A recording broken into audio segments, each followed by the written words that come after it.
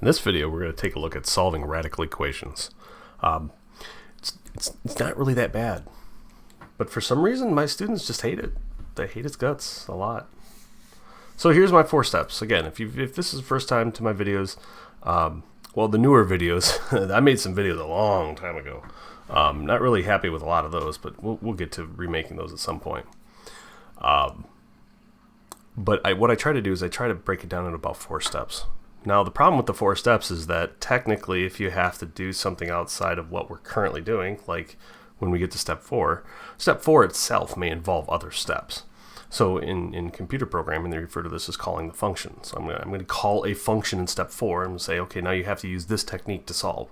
Well, that's not listed in my 4, but hey, math assumes you remember everything and anything you've ever learned ever for any reason. I don't know why. Here we go. All right, 4 steps. Isolate the radical. If there's more than one, isolate one of them. It doesn't matter which one. Step 2, raise it to the power of whatever the index is of the radical you isolated in step 1. In step 3, if you have to, because there's more than one radical and separated by addition and subtraction, then repeat steps 1 and 2 until there are no more radicals left. And finally, in step 4, whatever's left, let's hope it's not too ugly, but whatever's left, you're going to have to solve. But this is the idea. We just take it out of here. Here we go. I have a radical. It is isolated, meaning it's going to look like this. There's going to be nothing on the outside. So there's no, say, like the square root of 2x minus 5, and then on the outside plus 8, or 3 times the square root of 2x plus 5. It's not going to be that. It has to be completely by itself. And then I'm going to show you a trick. Everybody's like, wait, you just said. I know. Sometimes it's easier if you utilize a trick. By the way, it's not really a trick. Anyway, so we've isolated the radical. What we want to do now is we want to raise both sides to the power of the index. In the case of radicals, when there's no number given in this little spot here, it's assumed to be a 2. And so we're going to square both sides.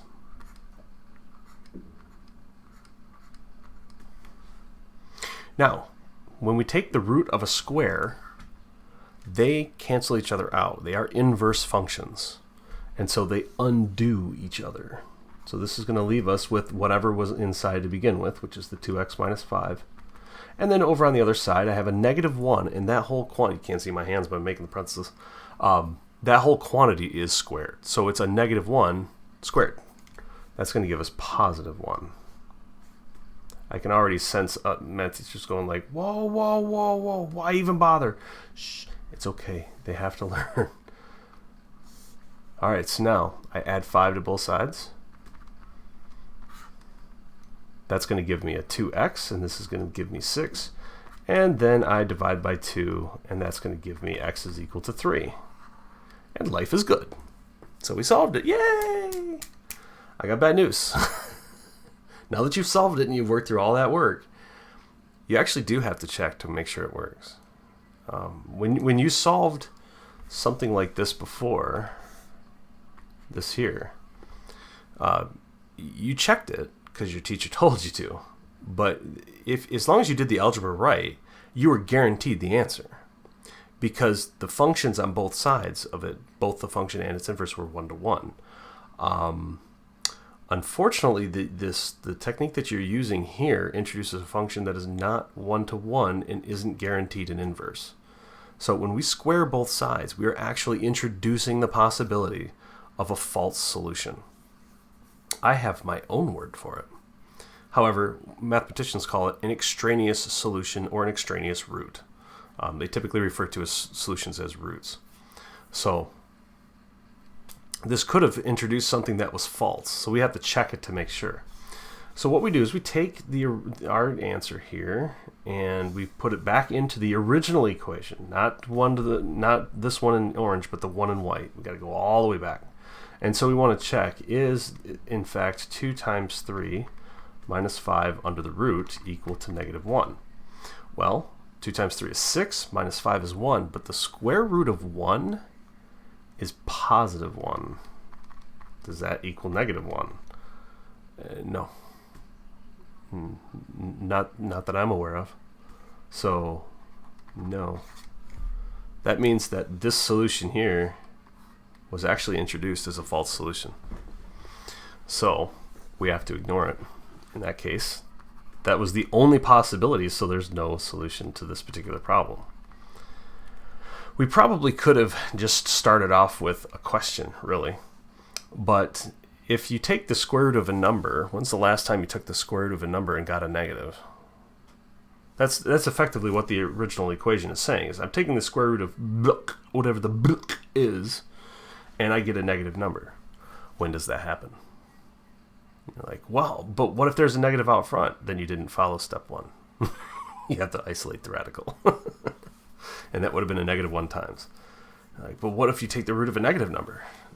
If you throw that in your calculator and you haven't had complex numbers yet, you'll find your calculator doesn't like it. If you have had complex numbers, then you'll get I. Well, what happens if you take the root of a positive number? You get a positive. What about 0? You get 0. There's no way to take the square root of a number and get a negative. So we could have just stopped at that point. But this is a good exercise. Besides, it reinforces that idea that we have to check it. You notice it's not in my 5 steps here because it's assumed, just like reducing fractions, it's assumed you check your work. You definitely don't want to kill somebody with a bridge falling on their head. But it happens because somebody didn't check. All right, let's try another one. This one's slightly larger. And again, remember, we get to step 4. That technique is going to change depending on what we end up here within our other 3 steps. So it asks us to isolate a radical, which we did. We've isolated this one over here on the left. And now we have to square both sides. Be careful. So we're going to square this side. We're going to square this side. On that left side, that just cancels out that radical because, again, a square root and a square undo one another. They are inverses. And so you just get, well, technically, you get the identity back, which is just this thing. And then on the other side here, we have the quantity 2x minus 1 squared. Be careful. You're going to get 3 terms out of this. So I get x plus 7 is equal to, and now this is really looking like 2x minus 1 times 2x minus 1. And if you have been following along in any of the other videos that I've been doing with these particular things, you're going to say, oh yeah, now I do. I'm not even going to say it. You distribute. You do not do the dirty 4-letter F word. You distribute this. It is a distribution. You don't have to draw the lines, but I had 41 still draw the lines because, hey, it was beaten into my skull at some point. So that's going to give us x plus 7 equals, and now this is 4x squared. I have 2x times negative 1 for negative 2x, negative 1 times 2x for negative 2x. Negative 2 and negative 2 make a negative 4 when I combine like terms, and then a positive 1. If you were to just square the things inside, you would have gotten the 4x squared and the positive 1, but missed the negative 4x, and that would have caused some issues later. All right, let's see if we can change color a little bit here. Now, because we have an x squared term that is not eliminated through moving stuff around, we're going to have to bring everything over to one side. You could put it on either side, does not matter which. But I'm going to subtract. I always like to keep my leading coefficients, this 4 here. I always like to keep that positive. So I will move things around until that's positive. There we go. So on this left side, x minus x is 0. 7 minus 7 is 0, leaving you with 0. It doesn't go nothing in math. It just doesn't do it. So that gives us a 4x squared. And then we have minus 5x minus 6. All right, so here might be a point where we kind of separate from one another. I'm going to factor it my way. And this is a way a student taught me, and I'm like, that really looks hard. And then I practiced it about 5 times. I'm like, you know what, that is so easy. Let's do it from that way from now on.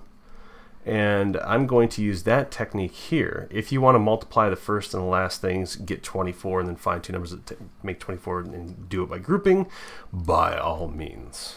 I'm going to do it this way because I can work through this faster. That's literally the only way. And so I'm looking for 2 numbers that I'm looking for 2 pairs that will subtract to make 5. So let's see. How about this? We have, what I'm doing is 1 times 1, 4 times 6, and that gives me 24 minus 1 is 23.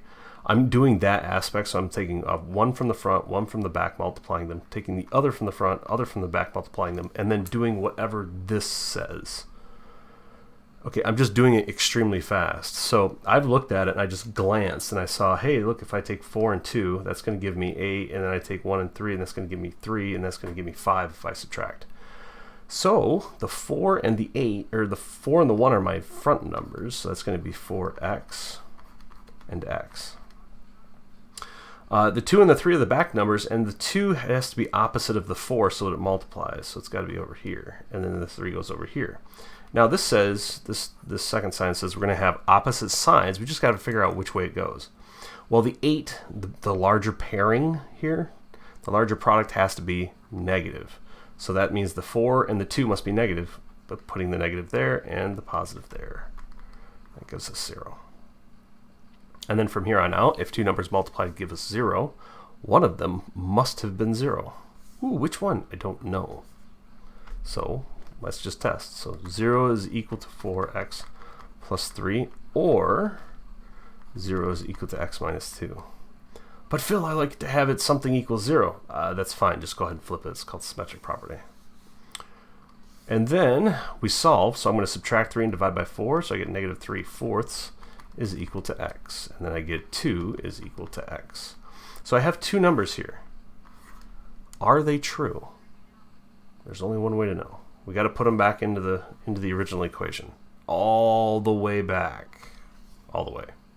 So that original equation, just as a reminder, was root of x plus 7 is equal to 2x minus 1. We're going to do the 2 first just because it's easier. So we put in 2. So 2 plus 7 is 9. Root of that is 3. 2 times 2 is 4. Minus 1 is 3. 3 equals 3. That one's good. Now this one over here might be a little bit tougher. So we're going to have to put it in quarters. If you need a calculator for this, by all means. So we're going to have 7, and in quarters is going to be 28 over 4. Minus 3 is 25 over 4. Take its root is 5 over 2. If we take this here, we're going to have 2 times negative 3 over 4 is going to give us negative 3 over 2. Minus 1 is going to give us a negative 5 over 2. So we get positive 5 over 2 equals negative 5 over 2. No, that one failed. So you can see that we introduced an extraneous root in our solution set. It doesn't always happen. So that's why it's important to check your work. So keep that in mind as you're moving through this. But you'll notice that in the last one, we just solved a linear equation. And we're like, yeah, that was easy. And then we come to this one, it's like quadratic. Oh, crap. By the way, if you know the quadratic formula and you want to utilize it on here, by all means, go ahead. But it was factorable, so I just went ahead and factored it. All right, let's go to the next one. Oh, this has ones on both sides. Nice. So, isolate a radical. It doesn't matter which side, it doesn't matter which radical. So we did. This one's isolated, so I'm just going to go ahead and square both sides because that's what its root is. When I do that, I get 5x minus 1 is equal to x plus 7. Actually turned out to be fairly easy.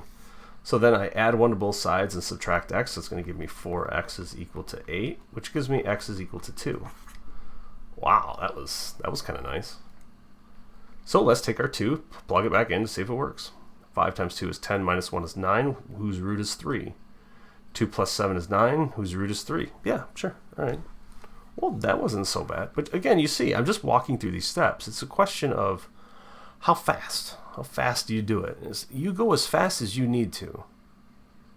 Don't ever think that you come on to my videos and be like, oh, well, he's going fast, I should too. No.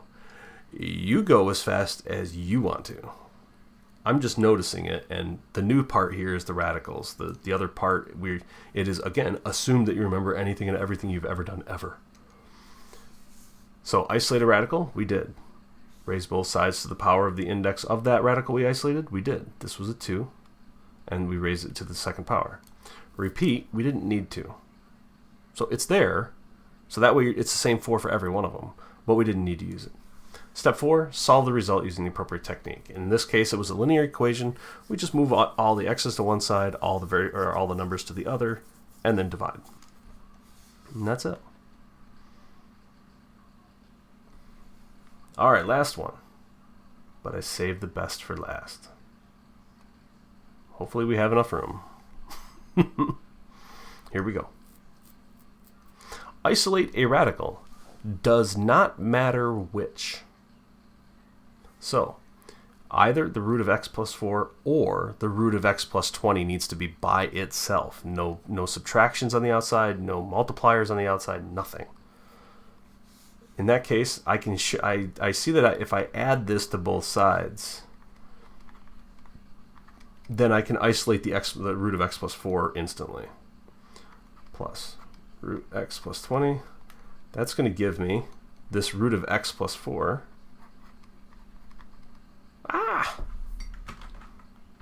Come on. There you go. And that's going to equal, if I reorder them, because I want to put the root first, the root of x plus 20, and then minus 2. Now, initially, you might look at this and be like, ooh, we get to just skip it, right? Because we got a negative on one side? No, actually not. Because if the first one is 4 and the second one is 6, then 4 minus 6 is negative 2, and it's true, and both roots were positive. So, yeah. Unfortunately, we can't. That would be awesome, though, wouldn't it?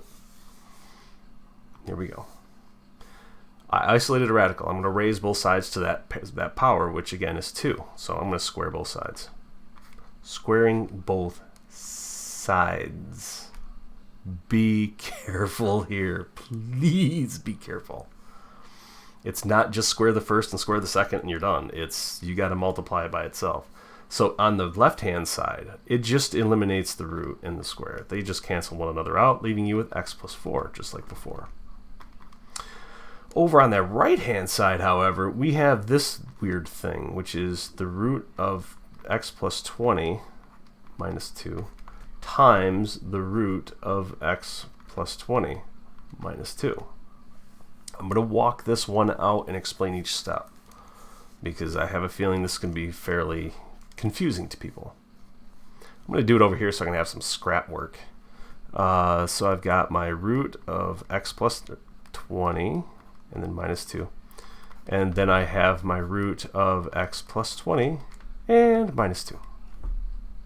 Now, taking very, very careful steps, we are going to distribute this through.